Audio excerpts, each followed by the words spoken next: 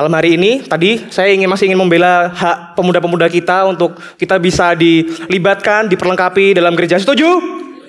Setuju? Ya, izinkan saya menampilkan satu gambar ini. Ada yang tahu ini gambar apa? Ada yang tahu ini gambar apa? Ini adalah Indonesia tahun 2030. Dalam bentuk sebaran jumlah penduduk, laki-laki perempuan menurut golongan usia, dan dalam gender laki-laki dan perempuan. Kalau bingung tidak apa-apa karena saya harus kuliah 4 tahun untuk memahami hal ini. Jadi kalau teman-teman bisa memahaminya dalam waktu singkat. Tahun 2030 kita bisa lihat Indonesia mengalami yang namanya bonus demografi. Apa itu bonus demografi? Ketika penduduk sebuah negara 70%-nya adalah masyarakat di usia produktif, yaitu usia 15-64 tahun, negara tersebut dikatakan mengalami bonus demografi. Dan Indonesia tahun depan, 10 tahun ke depan, mengalami yang namanya bonus demografi. Bisa dilihat dalam kotak yang warna kuning, itu adalah range sebaran dari usia 15-64 tahun. Artinya, 10 tahun dari sekarang, Indonesia bergantung pada masyarakat produktif yang usianya adalah 15-64 tahun. Artinya, Indonesia bergantung pada masyarakat yang saat ini, 2020 ini adalah remaja, pemuda, dewasa muda, dan keluarga muda. Dan itu adalah saya dan kalian semua. Nggak ada tepuk tangan? Tepuk tangan! Jadi artinya ketika Indonesia gagal mempersiapkan sumber daya manusianya saat ini untuk 10 tahun yang akan datang, Indonesia gagal untuk menyambut momentum bonus demografi ini. Dan gereja-gereja di Indonesia tidak lepas daripada hal itu. Jadi Bapak, Ibu, pembina, pendeta sekalian, pemuda di gereja sangat penting perannya. Karena mereka adalah masa depan gereja. Saat ini mungkin mereka masih belum banyak tahu. Tetapi ketika mereka tahu dan tiba saatnya, 10 tahun yang akan datang, mereka akan memimpin gereja dan memimpin bangsa Indonesia untuk maju dalam perkembangan zaman.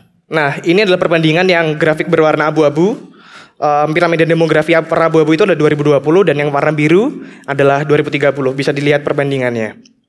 Nah, mungkin saat ini mulai ada yang berbisik-bisik dalam hatinya. Nah, pendeta, pembina, dengar tuh pembina, pendeta, pemuda penting gitu.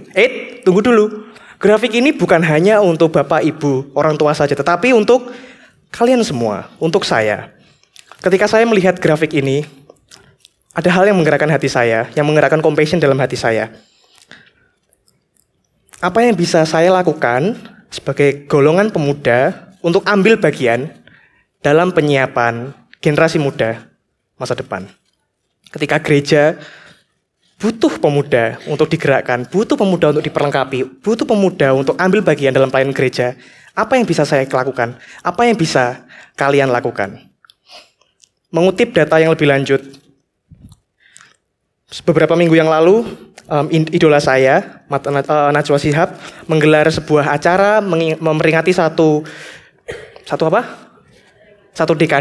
dekade peringatan Mata Najwa di Indonesia. Dan mereka mengusung judul yang cukup menarik bagi saya, yaitu Indonesia Butuh Anak Muda.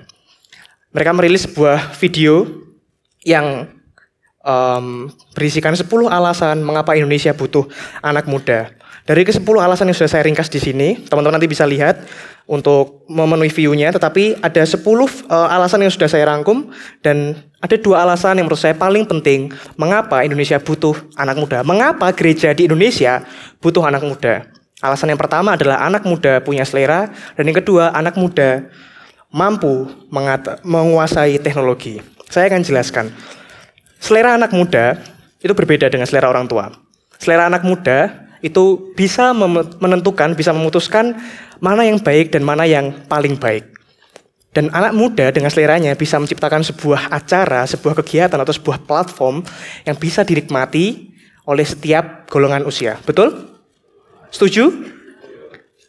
Ada yang nggak setuju? Siapa yang nggak setuju? Oh, nggak setuju? Oh, setuju. Dan selera selain menjadi sebuah warna dalam sebuah generasi, selera menjadi sebuah bahasa.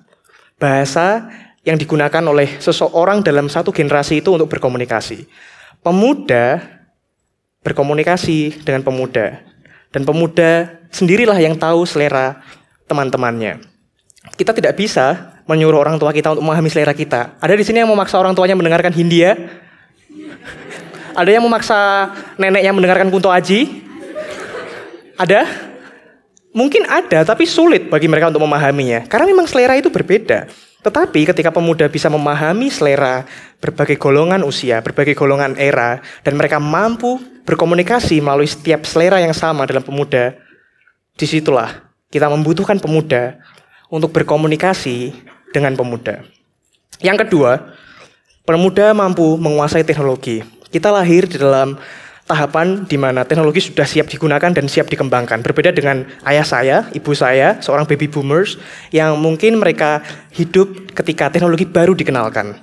Mereka gaptek, mereka tidak bisa mengakses, tapi saya percaya semuanya bisa menggunakan VPN ketika ada link yang disensor oleh Kominfo.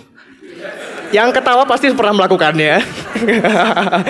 Tapi memang itu buktinya, pemuda kita bisa menggunakan teknologi dan bisa menguasai teknologi. Kenapa teknologi menjadi begitu penting?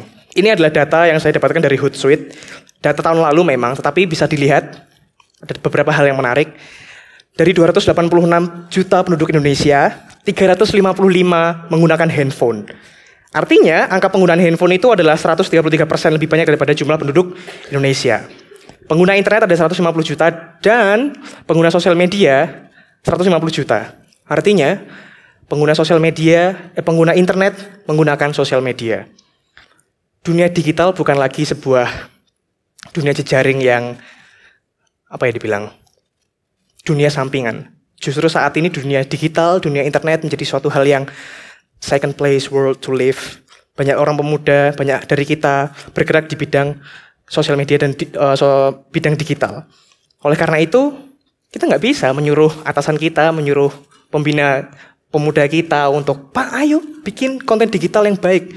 Ayo Bapak, Ibu bikin konten digital yang baik. Karena memang itu bukan ranahnya mereka. Dan itu adalah ranah siapa? Kalian, dan juga saya. Karena kita dibutuhkan. Karena kita yang bisa melakukannya. Hanya pemuda yang bisa berbicara kepada pemuda. Dan pemuda yang paling tahu betul kondisi pemuda. Dan melalui konten digital, melalui teknologi, kita bisa menjangkau lebih banyak orang dan menjangkau tempat di mana pemuda saat ini hidup. Slide ini sudah keluar, berarti ini adalah bagian terakhir dari sesi saya. Saya ingin menyampaikan suatu hal berkaitan dengan data ini. Banyak data dan banyak media. Kalau saya menyampaikan banyak data dan banyak media, akan membuat kita pusing dan memang sangat memusingkan banyak data dan banyak media itu. Tapi menyadari bahwa pentingnya data dan menggunakannya sebagai dasar pengambilan keputusan, bagi saya, itu memunculkan kepekaan. Kepekaan yang sama ketika saya harus mendengarkan teman saya bercerita. Mendengarkan teman saya curhat kepada saya. Kepekaan ini membuat saya membuka kedua telinga saya, mendengarkan setiap runtutan informasi, cerita yang dia sampaikan. Saya berharap saya tidak miss di satu kalimat pun, supaya ceritanya tidak terputus. Kepekaan yang membuat kedua mata saya terbuka, memandang jauh ke dalam mata mereka, dan membaca kata-kata yang tidak tersampaikan melalui kata-kata. Melihat bagaimana mata mereka sayu, membuat saya melihat bagaimana bibir mereka terbuka lebar sampai ke telinga, membuat saya bisa melihat bagaimana tangan mereka bergetar ketika bercerita karena menahan emosi. Kepekaan inilah yang akhirnya memaksa saya, mendorong saya untuk terus peka terhadap setiap hal yang ada di lingkungan saya. Mendapatkan setiap data, informasi, sehingga dalam mengambil keputusan bukan berdasarkan perasaan saya, bukan berdasarkan pemikiran saya, tetapi karena ada data menjadi landasan pengambilan keputusan. We can start something small and do it bigger. I hope all of you can do this, and I know you will. Terima kasih telah mendengarkan sidang skripsi saya.